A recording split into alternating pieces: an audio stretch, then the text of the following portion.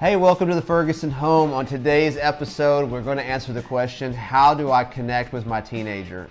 Lots of parents tell us that they struggle to connect to their kids after they become teenagers. And so today, we want to give you some practical tips on how to connect with your teen.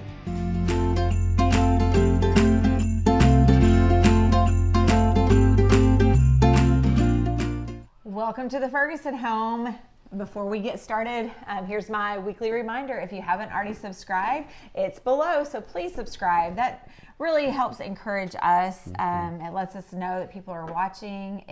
We would love it if you comment and just interact with us. Is fun for us as we're shooting these videos. Absolutely. Well, today in the Ferguson Home, as I said, we're going to talk about how do I connect with my teenager. And I know for Barie and I, we've got 3 teens and one who's almost a teenager. Who would say she is a teen? And, something happens when your kids make that adjustment from being elementary age to all of a sudden being teenagers in your home. And we hear from parents all the time, and we have felt it too, is all of a sudden you wake up one day and your child comes out of their bedroom and they look like an adult. And you all of a sudden I have an adult child or a child in an adult-sized body that I'm trying to connect with, and that seems to change everything. And so we want to just give you some practical things that we do to try to connect with our teenagers, and hopefully they would be encouragement to you if you have teenagers. Yeah. So number one is just kind of fun, but it really helps me, and that is as I'm training my teenagers on how to do chores around the house, I'm connecting with them, and that's important. I think about going off to college, and when I arrived at Baylor, I did not know how to do laundry. I did not know how to do like basic rice, the bowl in the bag. I didn't know how to do any basics in the kitchen because my mom had always done all that and wouldn't let me in the kitchen. So I have decided with our kids that I really want them to be trained when they get out of our house to know how to do those basics. And so in that, I get the opportunity to spend time with them and connect with them as I'm training and retraining and training for the 1000th time, that I'm still getting to connect with them in that. And so that's special. So tip number 1, get your teenagers involved in doing chores and do those chores with them, so they know how to do all those practical things around the home. Number 2, eat meals together. It's really important. We have found it's a great time to connect. As Barie said, one of the chores that we include our kids in is all around mealtime, and that's cooking the meals and then cleaning up the meals afterwards, and then sitting down together at the dinner table for a family meal. Now, we acknowledge it's a little chaotic when you've got little kids.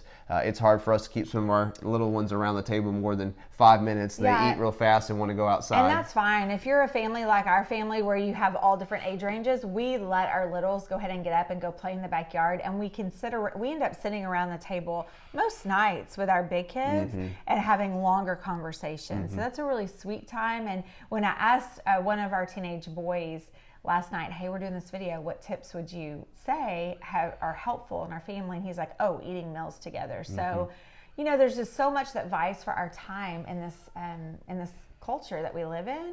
And there's so many good things. And if you are just in the car taking your teenager from one thing to another, or they're driving and they're never home because you're allowing them to go from one thing to another, you're missing out on a really prime window in the evenings to talk about your day, to process the things that they're thinking through. So I love it. Yeah.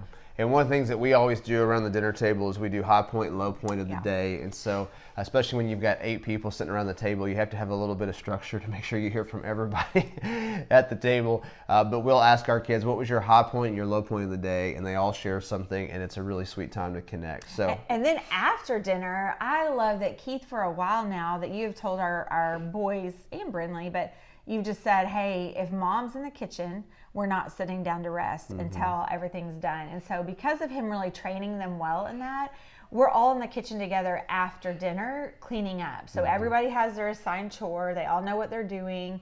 And so we're able to still talk and have conversation while we're taking care of all the cleanup. So it's not just me left in the kitchen by myself while they're all doing stuff. So our next tip to you is you've got to make the shift, and this is really hard for every parent, from high control to high influence as they get older. And part of that is you connect with your kids less as the dominating parent who is telling them everything they're supposed to do. Do it because I say. Yeah, and more into a person who is influencing them through your relationship and through the trust you've built with them and how much you've invested in them over time. And so I just encourage you, this is really hard for me to remember as a dad because I'll have some conflict with our teenagers sometime where I'm trying to be in high control mode. But the reality is that, especially for our 16-year-old, like he's only got a couple more years and he'll be on his own anyway. And at that point I have no control, right? So the issue is I want to start making that shift while they're in the teen years to having that relationship that's built more on influence. And that is me as a father having that friendship with them and them seeing something in my life that they want and having that influence in their relationship. Yeah, just recently over the Christmas break, we got one of our teen boys a new phone, and it was a real luxury item for our family to get a new phone. He'd had, they get hand-me-downs, and so he knew that. Well, within the day after Christmas, just some freak accident happened, and he caused there was a little dent on like the home button that shut down the home button. We've never had that happen. So anyways, we go to the Apple store to get it fixed, and I was just thinking about the high influence that they were offering Keith a deal to like not, even though we didn't have extended care, and just take it into another store, tell them that you bought it, and basically we were going to have to change the date of when he broke the phone to make all this work, but the Apple guys kind of going through it, being kind to us. But I see Keith processing, and he just looks at the guy and says, we can't do that because that's an integrity. Like, we don't feel comfortable having to lie to get it fixed at the cheaper rate. And I was so thankful in that moment that our son was sitting there listening as Keith influenced his life in a huge way by just showing how Keith would handle that situation. So really thankful. That's really nice of you.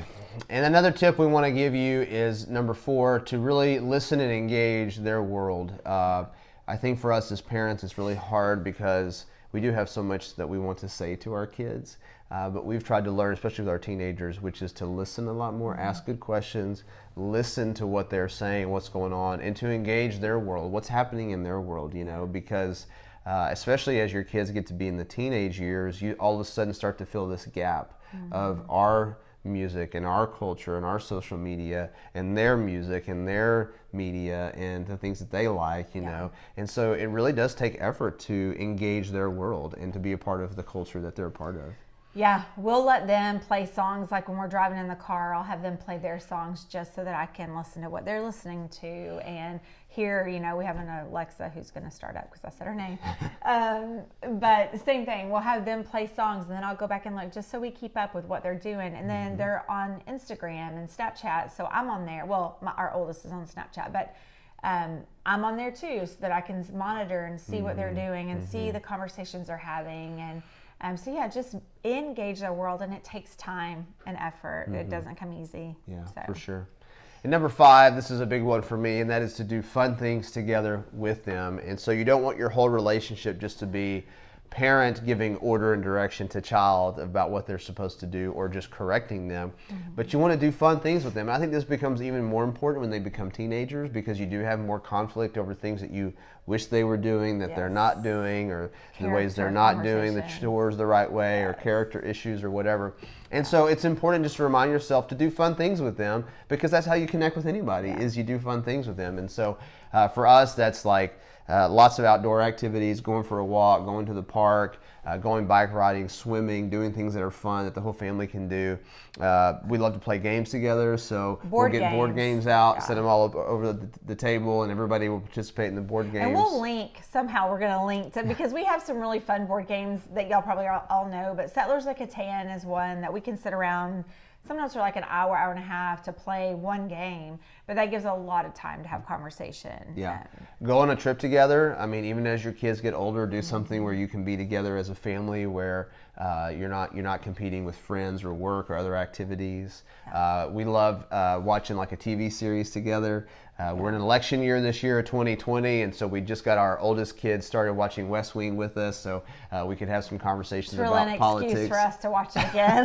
But they're loving it. I mean, they're loving the series, and so we'll put our littles to bed, and then we'll come down here, which makes for a long night for us. There's not any like downtime usually, but it's worth it just to get time with them. Yeah. So do fun things with your teenagers. Yeah. Yeah, and I would say there was one other one that I forgot. Oh, get to know what makes them happy. And so, like, we do experience dates sometimes. And so, like, our oldest loves comedians and loves to laugh. So we took him, just Keith and I took him to see a comedian. And we have some that love basketball. So just recently, Keith got to take our 3 big boys to basketball game while I took the younger ones to the zoo. So find out the things that they enjoy doing. One of ours likes to shop. And so I know if I get away with him to shop, I'll get really great time with him. And so just figure out what they like. That's good. And finally, we want to leave you with the final tip of connecting with your teenagers, and that is speaking life over them. And like I said, it is so easy. And I remember when I was a teenager having conflict with my parents, and now I'm a parent and I've got teenagers who have conflict with me. And it's so easy to speak critically over them, negatively over them when you're frustrated or disappointed with them. But to really encourage the positive, to speak life over them of the things that they're doing that you see that are positive, specific behaviors or things that they say or parts of their character that you want to encourage. But it's important for us as parents to never forget how powerful our words are in the lives of our children. And so it's encourage you, when you've got teenagers especially, find something you can encourage in them. Yeah, and I'll just say, the times where I struggle with that the most are seasons where I'm really stressed out. And so, which we've been in a stressful season lately. And so just maybe some of y'all relate that if you know you're in a stressful season, just be on guard that those are the times where I'm most likely to be really critical. And also if I'm struggling with being critical to myself, then I'm going to struggle with being critical of others around me. And so, yeah, it's just having to stop and remember in the moments what's most important, and that my teenagers, sometimes it has nothing to do with them. It's what's going on with me. Yeah. So. As we finish this video, we just encourage you, do everything you can to connect with your team, because the relationship at the end of the day is more important than anything else. And so just want to encourage you. We know the teenage years can be confusing, and especially as they go through puberty and they begin to change, and their personality and their bodies and everything begins to change about them. Still pursue them and connect with them and let them know how much you love them. So we love you. We hope this video has been helpful to you today, and hope that you have great success connecting with your teenager in the days ahead.